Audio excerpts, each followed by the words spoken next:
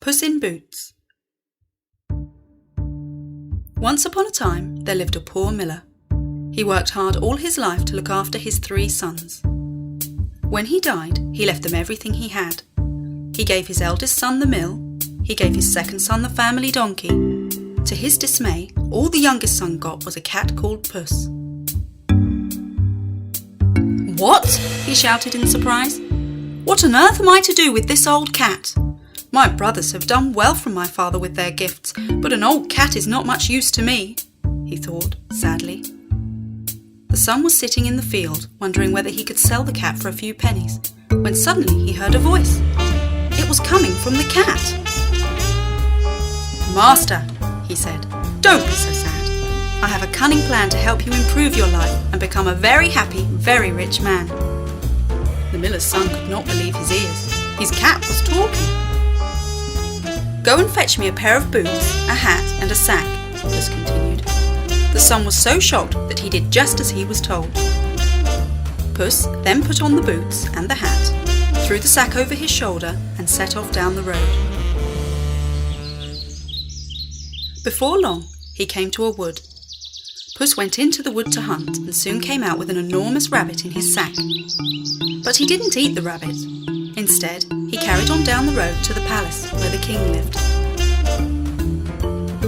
"I must see the king," he exclaimed grandly when he got to the huge front door.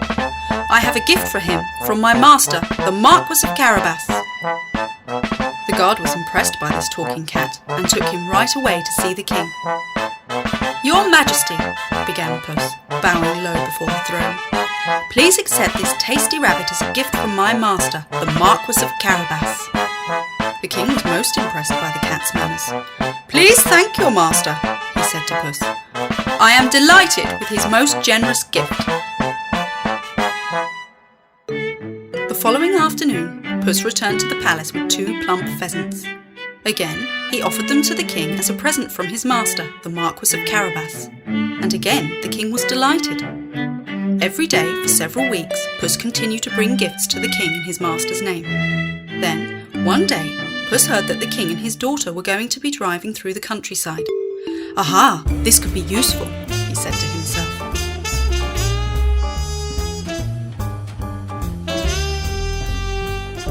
Home he ran as fast as he could.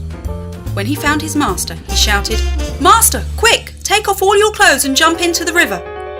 The young son was most surprised, but did as the cat asked and jumped into the freezing water. Then Puss began shouting as loudly as he could, "Help! Help! My master, the Marquis of Carabas, is drowning!"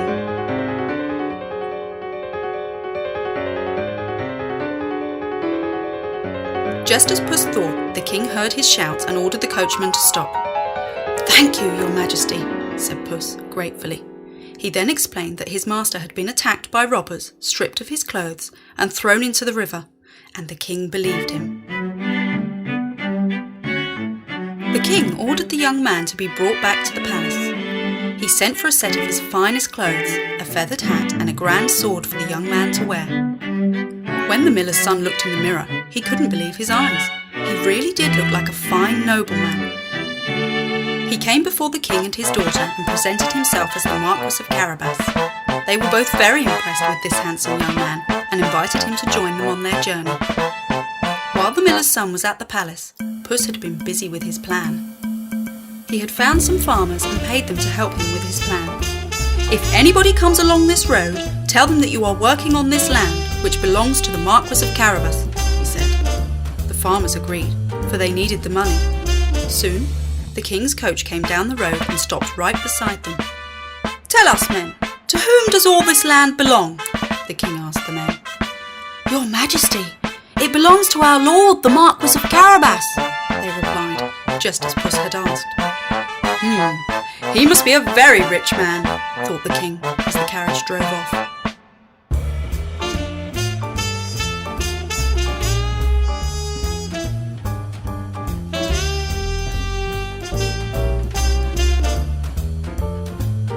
Meanwhile, Puss was continuing with his plan.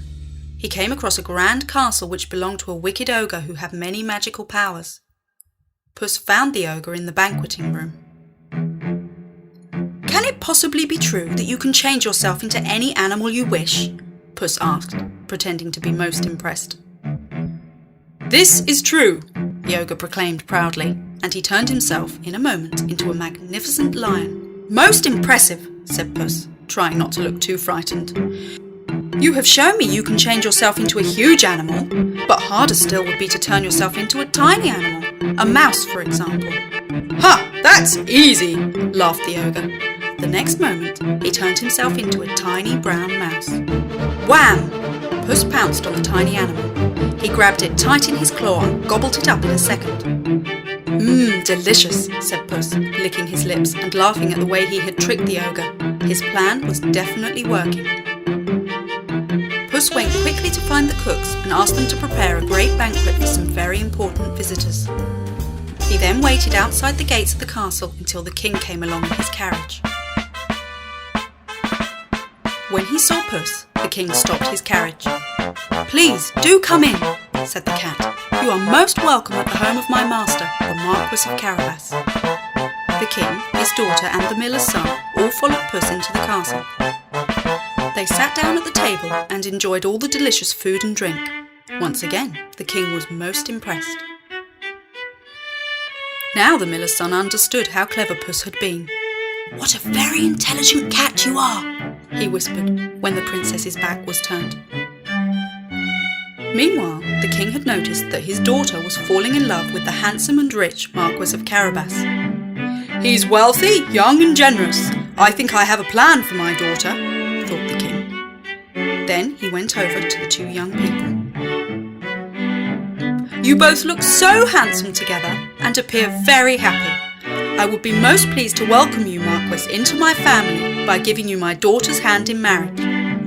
The miller's son could not believe his luck and accepted immediately. He married the princess the very next day and lived happily ever after. So Puss kept his promise. The poor miller's son had indeed become a very happy, very rich man.